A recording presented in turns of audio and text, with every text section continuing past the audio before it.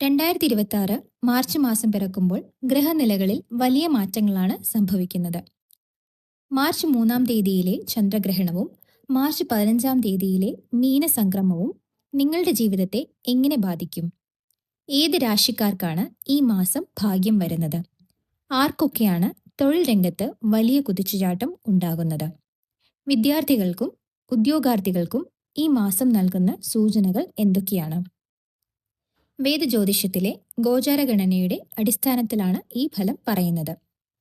ഈ മാസത്തിലെ പ്രധാനമായ ഗ്രഹസ്ഥിതികൾ: ഗുരു മേടത്തിൽ, ശനി കുംഭത്തിൽ, രാഹു മീനത്തിൽ, കേതു കന്നിയിൽ. ഈ 4 ഗ്രഹങ്ങളുടെ സ്വാധീനമാണ് മാർച്ച് മാസത്തിലെ പ്രധാന ഫലങ്ങളെ നിർണ്ണയിക്കുന്നത്. ഈ മാസം 3 പ്രധാന കാര്യങ്ങൾ കാണാം. 1. പഴയ കാര്യങ്ങൾ അവസാനിക്കുന്നത്. 2. പുതിയ അവസരങ്ങൾ തുടങ്ങുന്നത്. 3.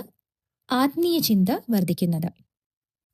പ്രത്യേകിച്ച് ശനി കുംഭത്തിലുള്ളതിനാൽ പരിശ്രമത്തിന്റെ ഫലം ലഭിക്കുന്ന കാലഘട്ടമാണ്. മാർച്ച് 15-ന് ശേഷം സൂര്യൻ മീനത്തിലേക്ക് മാറുന്നത് വിദ്യാർത്ഥികൾക്ക് പൊതുവെ ഉണർവ് നൽകുന്ന കാര്യമാണ്.